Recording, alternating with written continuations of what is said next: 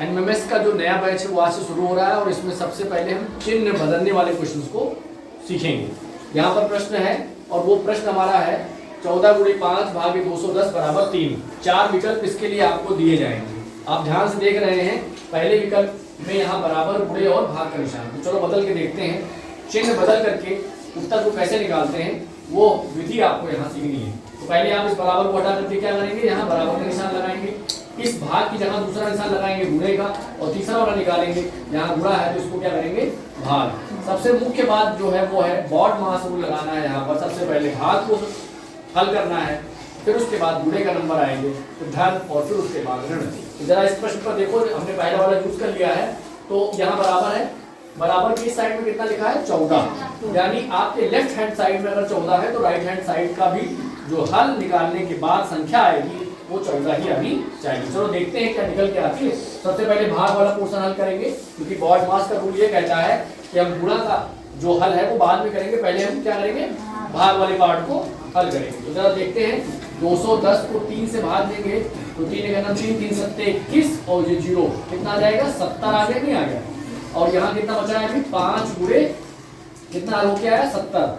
इन दोनों का हल करोगे कितना आ जाएगा, 7 बचे 35, यानी 350। और इधर क्या है 14, और इधर कितना आ रहा है, राइट हैंड साइड में कितना आ गया, 350। इसलिए इक्वल नहीं आ रहा है, बराबर नहीं आ रहा है। इसलिए हमारा ये पहला वाला विकल्प तो बिल्कुल गलत है, इक्वल नहीं आ रहा है। क्योंकि एलएचएस में और आरएचएस में दोनों साइड में बराबर आना चाहिए। तो इसलिए पहला ऑप्शन गलत हो गया है।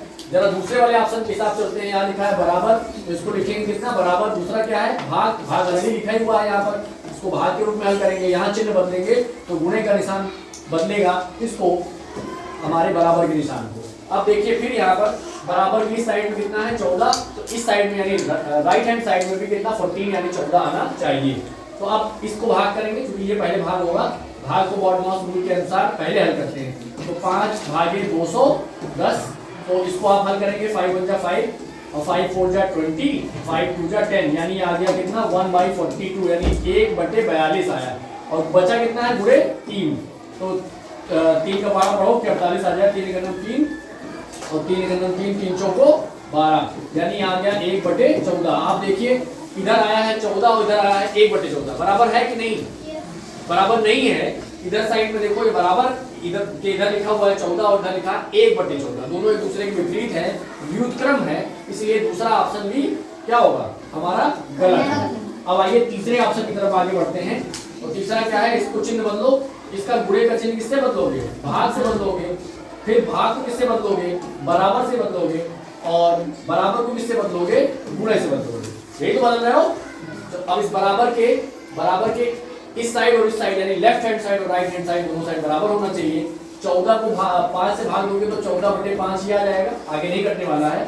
और इधर देखो तो ये जो है इसको इससे गुणा करना है, तो 3 को 0 से गुणा करोगे तो 0 आ जाएगा। 3 × 1 = 3, 3 × 2 = 6। दोनों देखो एक दूसरे के बराबर है या नहीं बराबर है, नहीं बराबर है। तो आपका तीसरा वाला ऑप्शन भी गलत हो गया, तीसरा आंसर भी नहीं आएगा। ये चौथे ऑप्शन की तरफ, अब चौथा ही बचा है तो आंसर तो 100% चौथा ही होगा। लेकिन एक बार आपको करके देखना है।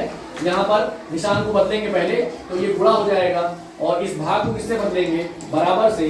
और इस बराबर को किससे बदलेंगे, यहाँ भाग से।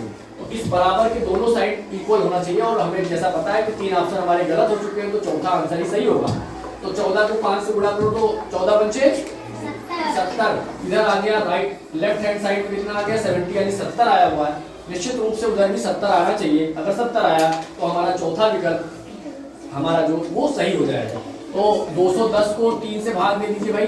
तो 3 × 3, 3 7 21 और 3 0 0, यानी यहाँ पर भी 70 आ गया है।